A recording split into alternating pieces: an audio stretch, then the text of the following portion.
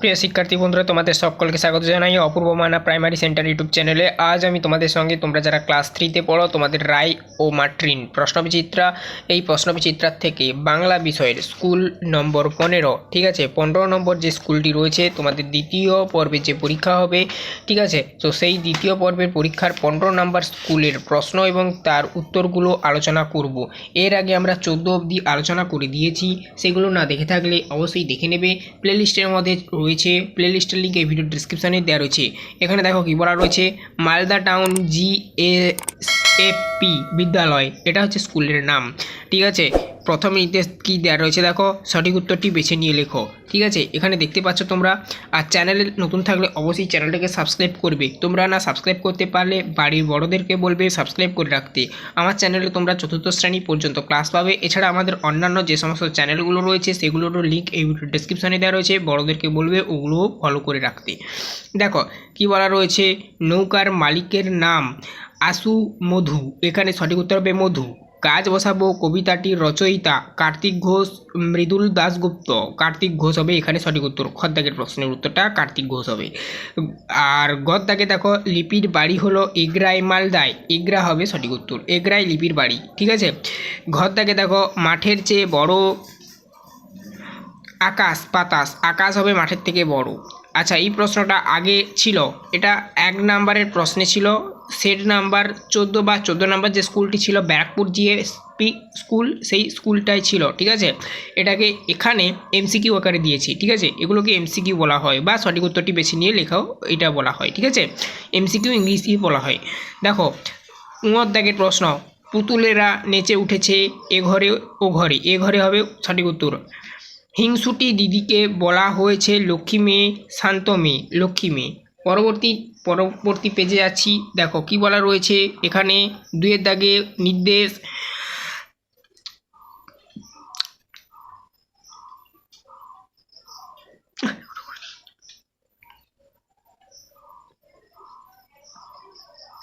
দেখো এখানে কি বলা রয়েছে, পূর্ণবাক্যে উত্তর দাও যে কোনো 4টি।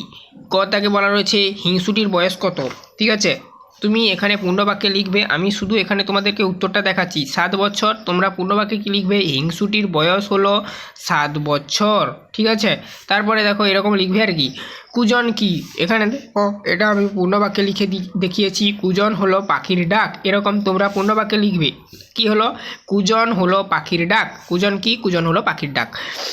একা একা থাকার বিপদ কোথায়, দেখো এখানে আমি এমনি যা সূত্রটা লিখে দিয়েছি, শক্তি কমে যায়, শক্তি কমে যায়। তোমরা এটা পূর্ণবাক্যে লিখবে যে একা একা থাকার বিপদ হলো শক্তি কমে যায়।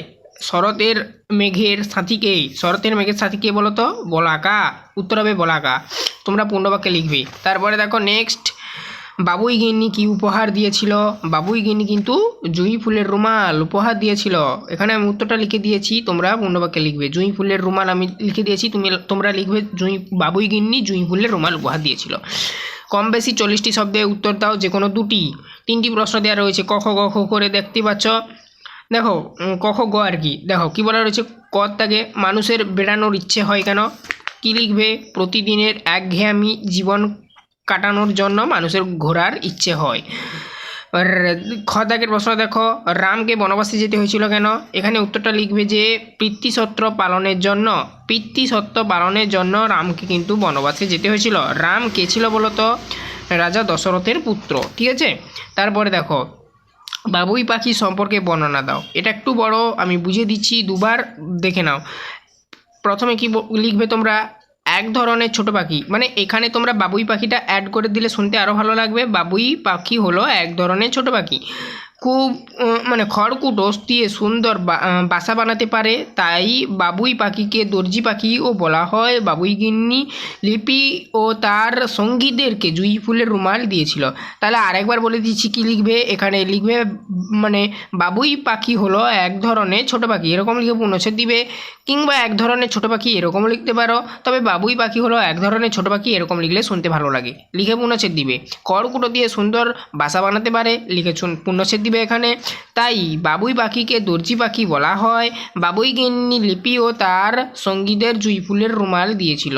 তো এরপরে দেখো নেক্সট আমরা পরবর্তীতে যাচ্ছি, বর্ণ বিশ্লেষণ করো। আনন্দ, আনন্দের বর্ণ বিশ্লেষণ হবে কি না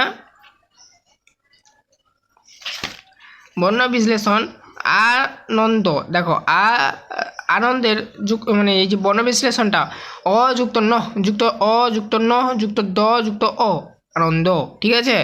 অ যুক্ত ন মানে কি হসন্ত দেওয়া রয়েছে এই জন্য উজ্জ্ব হবে। আমি প্রত্যেকটি ভিডিওয়ে বলি এরকমই, ঠিক আছে। যেখানে হসন্ত দেখবে এই চিহ্নটার নাম হসন্ত, যে এখানে থাকবে সেটা সেই বর্ণটা মানে উজ্জ্ব হবে ন, ঠিক আছে। তাহলে কি হলো অ যুক্ত ন যুক্ত অ যুক্ত ন যুক্ত দ যুক্ত অ আনন্দ। তারপর দেখো কি বলা রয়েছে, সমার্থক শব্দ লেখো। নৌকার মাঠ, নৌকার সমার্থক শব্দ হবে তরণী, আর মাঠের সমার্থক শব্দ হবে প্রান্তর, বোঝা গেল। তারপর দেখো বাক্য রচনা করো গল্প দিয়ে।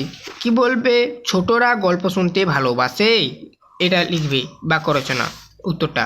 তারপরে দেখো বিপরীত শব্দ সুখ আর সুন্দর, সুখ আর সুন্দর দিয়ে লিখবে সুখের বিপরীত শব্দ দুঃখ, সুন্দরের বিপরীত শব্দ লিখবে কুৎসিত, কিংবা অসুন্দরও লিখতে পারো, ঠিক আছে, তবে কুৎসিত লিখলে ভালো হয়। তারপর দেখো এরপর দেখো অর্থ লেখো। দেহ জিজি, দেহ আর জিজির অর্থ হবে শরীর, দেহের অর্থটা হবে শব্দার্থ আর কি, আর জিজির শব্দার্থ হবে বা অর্থ হবে যাই বলো না কেন দিদি, ঠিক আছে। তারপর দেখো নেক্সট লাস্ট কি বলা রয়েছে দেখো, এলোমেলো বর্ণগুলি সাজিয়ে লেখো। লারা ফেচ রিপ উপকা, ঠিক আছে। এখানে হবে চলাফেরা, লারা ফেচটাকে সাজালে হবে, আর উপকারী হবে, ঠিক আছে।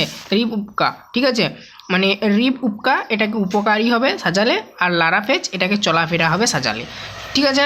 তো এই ছিল। এরপর আমরা নেক্সট পরবর্তী ভিডিওতে 16 নম্বর স্কুল মিশন বালিকা প্রাথমিক বিদ্যালয়ে তার সলিউশন করে দিয়েছি, তারও ভিডিওটা আসছে আর প্লেলিস্টের মধ্যে পাবে। পরবর্তী সময় তোমরা যারা দেখছো প্লেলিস্টের লিঙ্ক ভিডিও ডেসক্রিপশানে দেওয়া রয়েছে।